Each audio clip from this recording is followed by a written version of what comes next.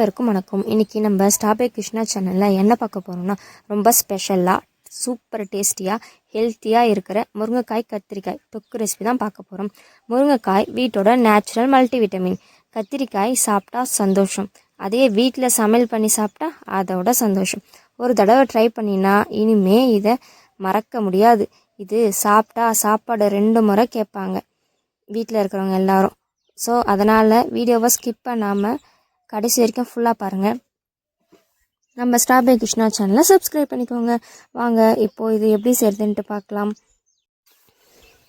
அதுக்கு ஃபஸ்ட்டு ஒரு கடாயில் எண்ணெய் ஊற்றிக்கணும். எண்ணெய் காஞ்சதுக்கப்புறம் கொஞ்சம் கடுகு ஆட் பண்ணிக்கணும்.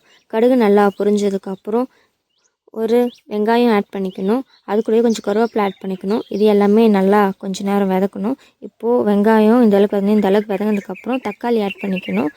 தக்காளி கூடவே கொஞ்சம் உப்பு இது தேவையான அளவுக்கு ஆட் பண்ணிக்கணும். இப்போ இது எல்லாத்தையும் நல்லா வதக்கவும்.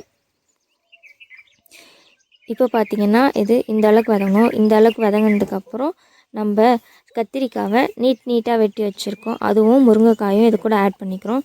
இதை ஒரு 5 to 8 minutes நல்லா வதக்குவோம். அப்போ தான் சூப்பராக இருக்கும் இந்த தொக்கு.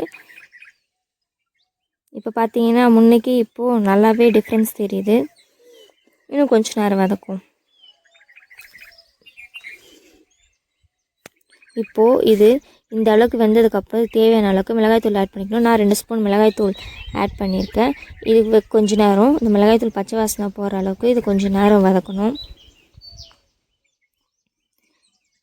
இதுவும் இப்போதைக்கு நல்லாவே வதங்கிடுச்சு.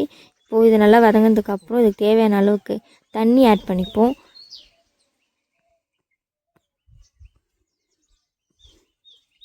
இப்போ பார்த்தோன்னா தண்ணி ஆட் பண்ணியாச்சு. இது கொஞ்சம் நேரம் நல்லா வெந்து வரட்டும். இப்போ பார்த்தீங்கன்னா இந்த ஸ்டேஜுக்கு வரணும். இந்த ஸ்டேஜுக்கு வந்ததுக்கப்புறம் ஃபைனலாக கொத்தமல்லியை தூவி விட்டு இறக்கிட்டால் சூப்பரான கத்திரிக்காய் முருங்கைக்காய் தொக்கு ரெடி. இந்த வீடியோ உங்களுக்கு பிடிச்சிருந்தா லைக் பண்ணுங்கள், உங்கள் ஃபேமிலி அண்ட் ஃப்ரெண்ட்ஸ்க்கு ஷேர் பண்ணுங்கள். நம்ம ஸ்டாபே கிருஷ்ணா சேனலை சப்ஸ்கிரைப் பண்ணிக்கோங்க.